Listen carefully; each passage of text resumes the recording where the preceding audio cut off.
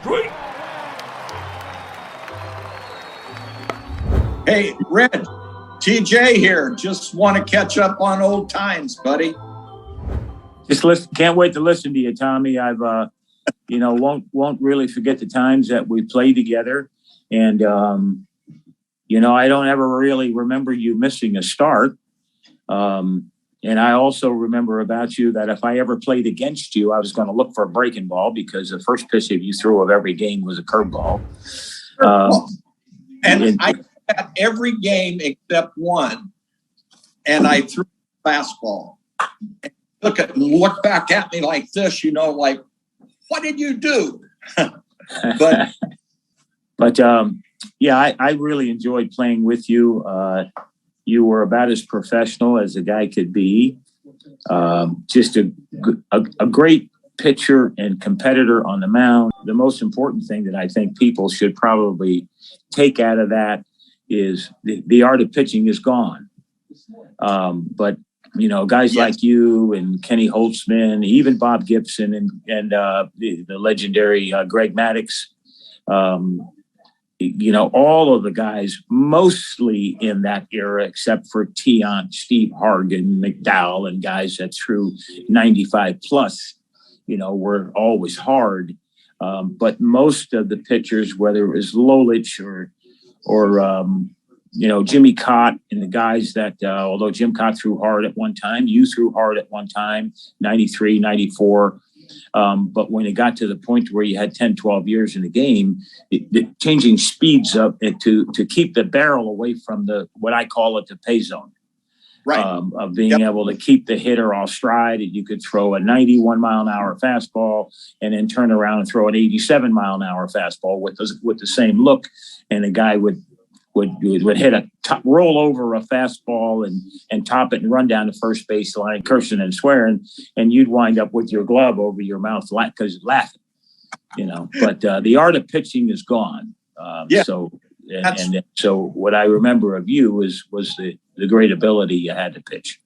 And you have guys sitting up there with computers telling the pitchers what to throw the second time through the order and that. I wouldn't have some guy tell me how to pitch. I'd stick a dagger in my neck before I'd do that. Yeah, I understand. Your game was your game, and there were times when you went out there at your most effective pitch may have been a curveball or a sinker or a runner to run back in on lefties or run away from righties, but it ain't working that day. And so what you were using before wouldn't work that day. So you had to change and adjust on the fly. Exactly. Something that I see all the time on Facebook and all that is when I asked you to take Travis out to throw out the first pitch. I was starting that night against the Brewers at Yankee Stadium. And George wanted him to throw out the first pitch. And he was 2.5 years old. I know that night I had to go out and pitch that first inning. And I was on the bench crying like a baby watching you hold him because I wanted to be there, but I couldn't. And that's why I asked my good friend Reggie Jackson to be the father that night. Well, it was an honor for me, Tommy. You and your significant other, I can remember us having a great bond, and I always loved the kids that you had that came around, little towheads, running in around the clubhouse, and so cute and so nice and gracious. I had one child there, and my daughter Kimberly, and. So having that experience of having a child is so very, very important and so wonderful of a blessing. And really for a guy that was your teammate and great friend, and then was great friends with your significant other as well, to ask me to do such a wonderful honor, I really did feel privileged. And since that day, Travis John and Reggie Jackson have a bond there that's very special and always will be. In the 1977 World Series, you hit a home run off me in Game 2 at Dodger Stadium. A big blast is what you need to get something going, to shake up the bat rack. There it goes. He really sat on it, and that's what he wanted to do, and he hasn't reached first base yet. He just now touches it. It's going to take him 20 minutes to make a round trip.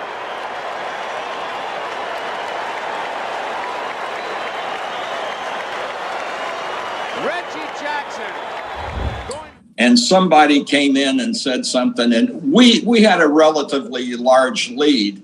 And I think the count on you was like 3-1. And I said, Yes. Look, he had me. I was not going to walk him, so I threw pitches down the middle of the plate if I could do it.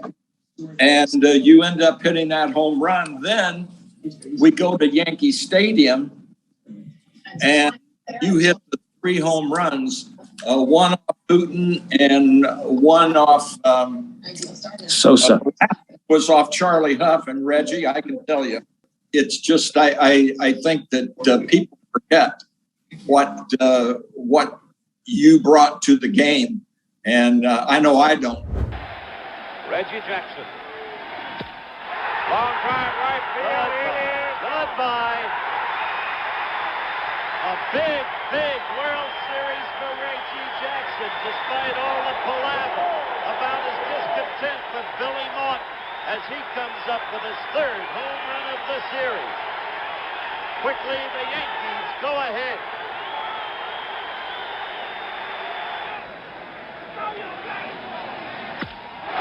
Hard shot, right field, it's gone. Oh, what a World Series for Reggie Jackson. First pitch, right in his wheelhouse, as Don Siegel would say. Reggie Jackson now well on his way to becoming the most valuable player in the 1977 World Series if the Yankees go on to win. Reggie Jackson has seen 2 pitches in the strike zone tonight, 2, and he's hit them both in the seats.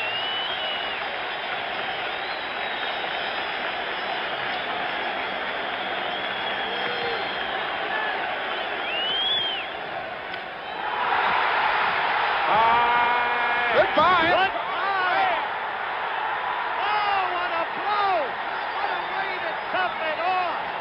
Forget about who the most valuable player is in the World Series. How this man has responded to pressure. Oh, what a beam on his face. How can you blame him? He's answered the whole world. Reggie Jackson's last at-bat probably in the 1977 series. What a colossal blow. And that was a monster in itself. 475 feet probably. Look at that. Look at Torres. You don't think they know it? Feel it in there? What are they all thinking now? After all the furor, after all the hassling, it came down to this. A whole long season. Out comes Reggie. I don't know. Analytics, I don't think they let you pitch like you were talking. You pitch to the score, the base run. What part of the game is it early? Is it late? It just, I don't know. It's just now rear up, show them your hiney, and throw it as hard as you can throw. Yeah, that's exactly right. And really, I think that the teams that incorporate the analytics with the baseball knowledge and the baseball experience are going to leapfrog ahead here now. Where so many of the teams now are all analytics. Analytics is not the foundation of the game. It's an augmentation. It's an assist. It's a helper.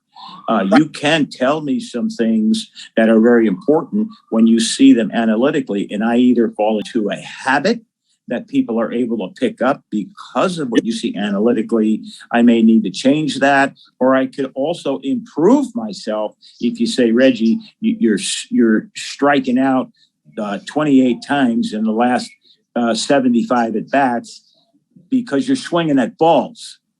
The ball is not a strike. So if you just take that pitch, and so those are the things where the analytics help, but recognize that analytics don't fit Tommy John.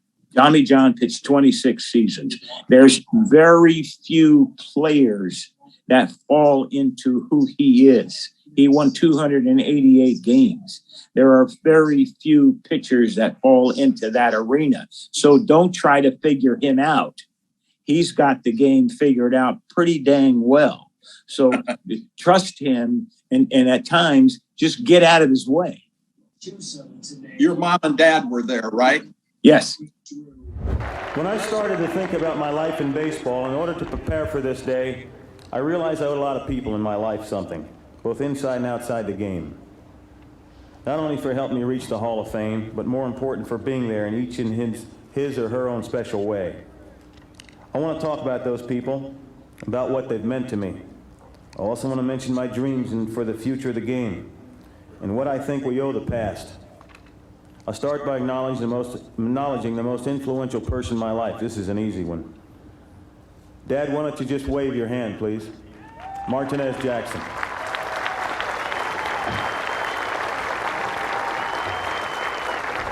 Okay, no more applause. You're stealing my thunder. I'm in the Hall of Fame, and I'm addressing you today in large part due to the lessons I learned from him. My dad raised me in the 50s and 60s in a time when we were called colored, as were all black people. He struggled with being treated as a second-class citizen, but still did his best to climb the ladder of equality. He had the ability to express himself, to complain and be heard at a time when it wasn't readily accepted. His thoughts and expressions formed and molded me into the person I am today. I can still hear him, all it was an awful long time ago, correcting my English, making sure I didn't slur my words, say uh-huh, nope, yep. Get an education, he'd say, show some ambition. He also made sure I developed more than the skills of speaking well. He taught me to put the right thoughts behind the right words at the right time. Because of who my dad was and who he helped me to become, I developed a drive with my God-given talents to be someone more than a ball player. He was then a good father. He's become a great friend. I want to take special time now to thank my mom. You know, I guess I'm pretty much the same when it comes to moms. What do you thank your mom for? Just for being there. You know, it seemed like the older I got, the more she became a part of my life. Also my brother Joe, who was more than a brother. He was important to my upbringing. He's a cool dude, and he's my friend.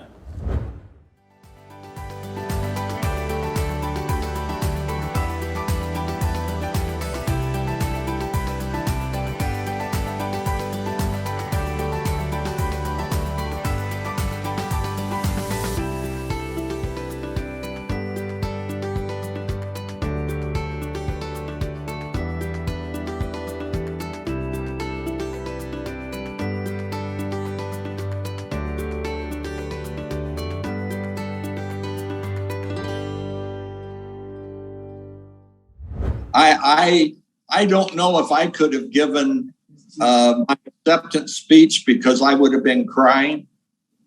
Because my dad was my pitching coach growing up. He was my agent. In fact, when I signed with Cleveland,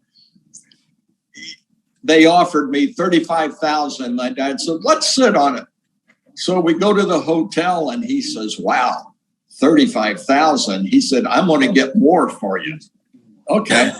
So the next day we go down and Gabe Paul and Bob Kennedy were the ones doing the negotiating with Cleveland. And they said, what did you think? My dad says, well, if you give us 40, and he never got 1,000 out. And Gabe Paul was across the table and stuck his hand out and he said, it's a deal. No, I understand, man. That's great stuff. My dad was my coach, and yep. my dad was also my agent. Even when I signed with Charlie Finley I did have a guy do my contract when I signed with the Yankees, but my father was the guy that traveled with me to New York to get the deal done with Steinbrenner, and because the Dodgers came in late, and I wanted to play for the Dodgers.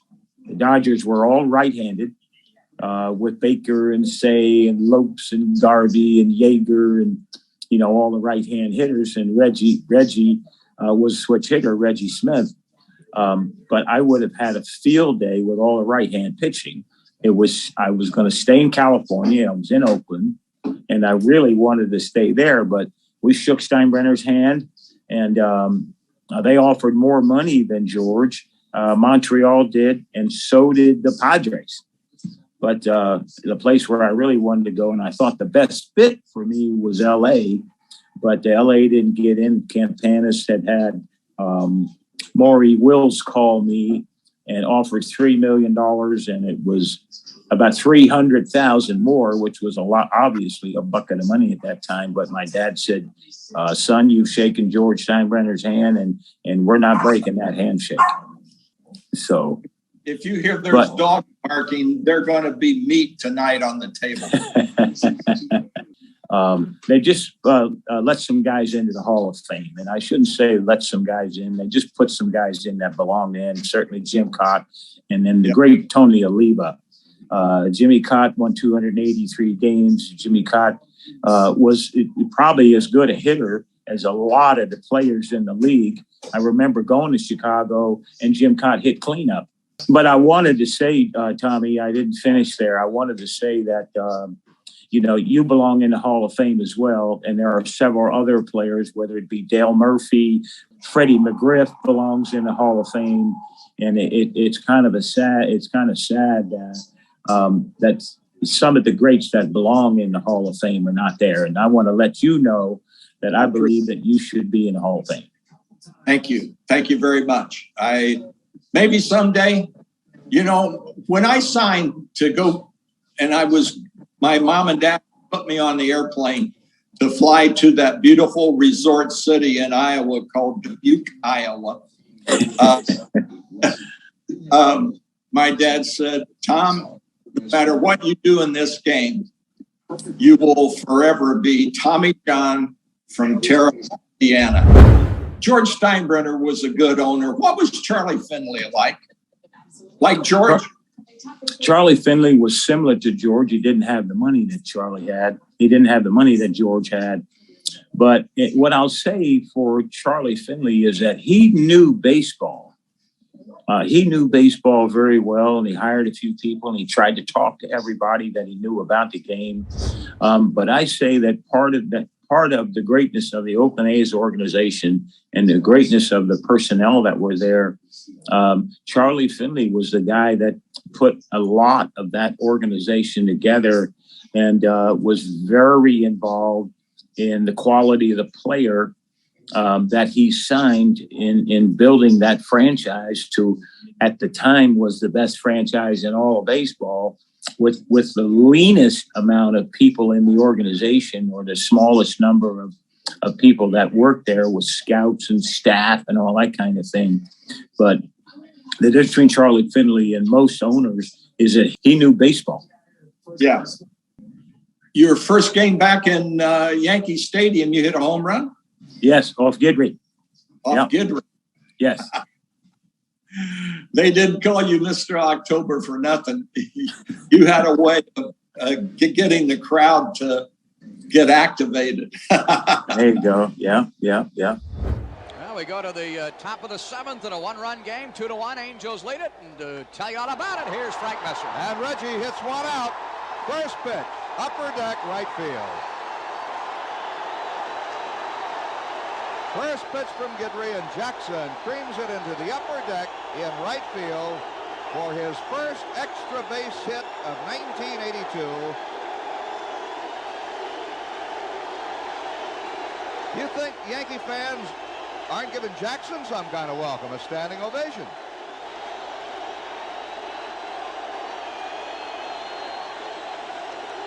Really an unbelievable reaction to Reggie Jackson creaming a Guidry pitch. You'd think Reggie still had a Yankee uniform. He comes out and he takes a bow.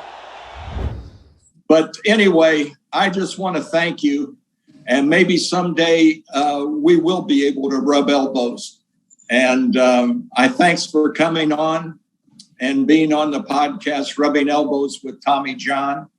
And thank you much, my friend. God bless you. And I'll see you down the road. Always a pleasure, Tommy. I'm glad to have seen you. The podcast and a lot of the TV stuff doesn't interest me anymore. At the same time, I have big interest in people that I know and care for and respect and the relationships of the past. So for me, it really wouldn't matter what you were doing. If you'd asked me to do something or be somewhere, do a small thing like this for you, it's just a pleasure for me to see you, talk to you, associate with you again. And since I've got your phone number now, it'll be easy for me to run you down and see how the heck you're doing. And I'll look forward to that. Okay. Thank you, Reg. Appreciate it. All right, my friend. You have a great day, TJ. All of our Herkimer diamonds, whether they're in their natural form or calibrated form or jewelry or clusters or in the host rock, we're the source. So we sell a lot of product to a variety of people throughout the world. And why do they buy it? There's a long drive. Jackson has hit it all, and it is gone.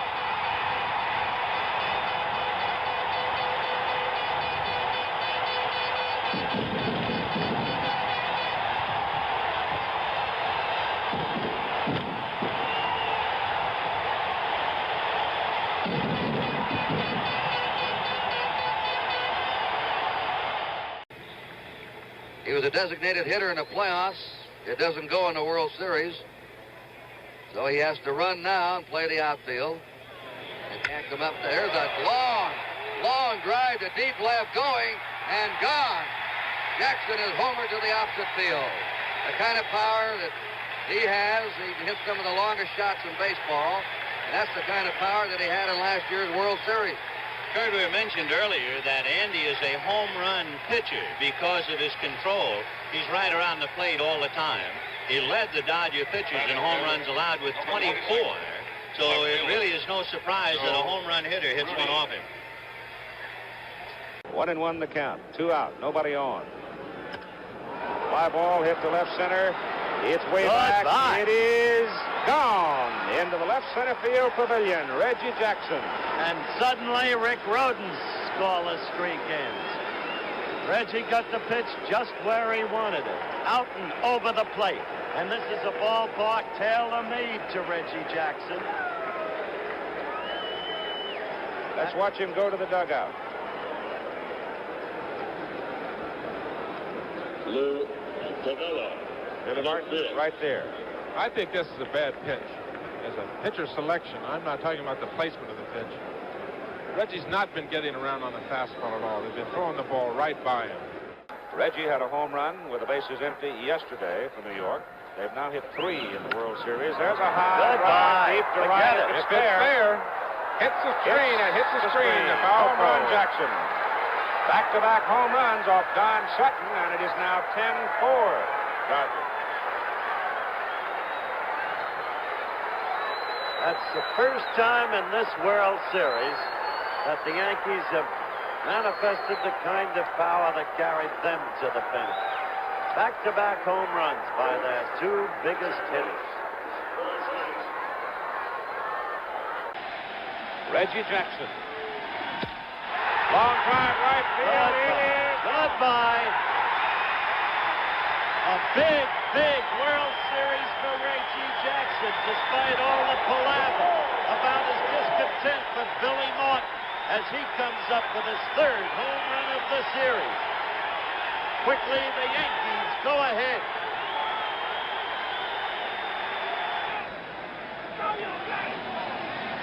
Hard shot right field. It's gone. Oh, what a World Series for Reggie Jackson. First pitch, right in his wheelhouse, as Don Siva would say. Reggie Jackson now well on his way to becoming the most valuable player in the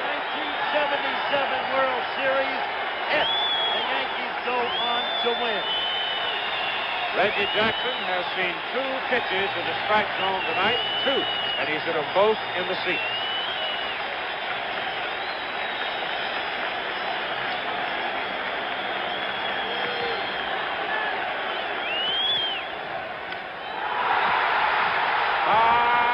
Goodbye. Goodbye. Oh, what a blow. What a way to tough it on. Forget about who the most valuable player is in the World Series. How this man has responded to pressure. Oh, what a beam on his face. How can you blame him? He's answered the whole world. Reggie Jackson's last at-bat, probably in the 1977 series. What a colossal blow. And that was a monster in itself. 475 feet, probably. Look at that. Look at Torres. You don't think they know it? Feel it in there? What are they all thinking now? After all the furor, after all the hassling, it came down to this. A whole long season. Out comes Reggie.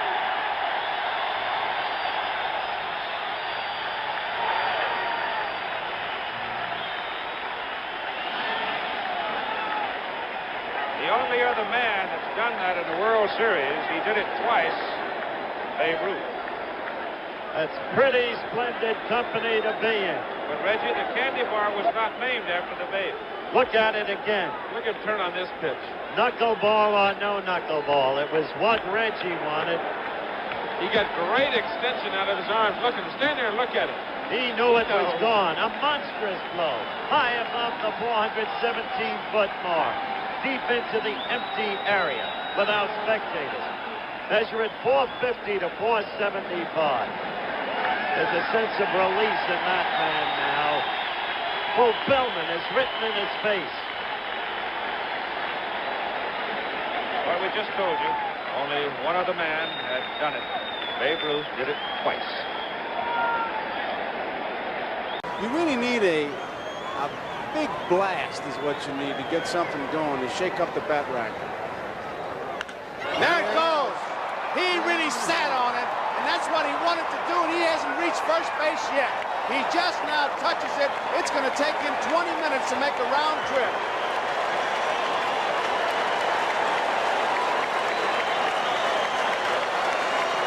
Reggie Jackson going home run all the way. And watch Reggie, there's a smile before the game, but as he hits the ball, as he heads for the dugout, he knew that one was gone when he touched it off. I don't think I know any other player that likes to stand at home plate and enjoy his home runs the way that Reggie Jackson does. He's got such a big, powerful swing, and every time he hits them, he knows they're gone. Now watch this. He says, I'll stand and watch this for a while. Isn't that a thing of beauty right there? You won't find too many balls that will go that far out in that part of the ballpark. That was a tape measure home run. Oh, that's gone. That's 2 more. He stayed at home plate. Forget it. That's way out of here.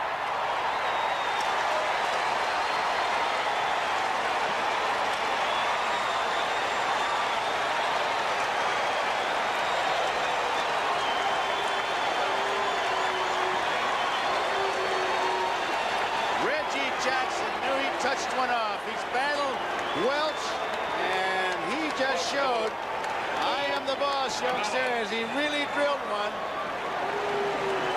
Tips his hat to the fans. And now we got a 7-2 ball game.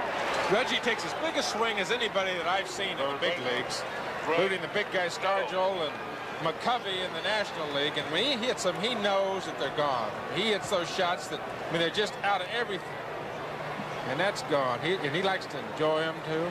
Oh, does he love to watch him. Last time he was here, of course, in Dodger Stadium facing Bob Welch. Welch struck him out in that very exciting ball game. What a dramatic game that was. And Reggie just put a crusher on him. To deep right center field. Forget it. And Reggie Jackson gets aboard for the 5th time as he'll move it all the way around. A home run for Jackson, who loves this ballpark.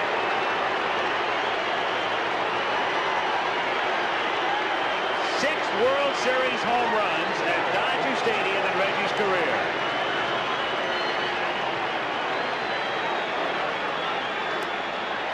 Some ball game, huh, folks?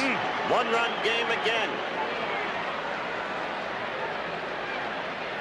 There you can see the home run. It's a fastball up and away, and when you're as strong as Reggie.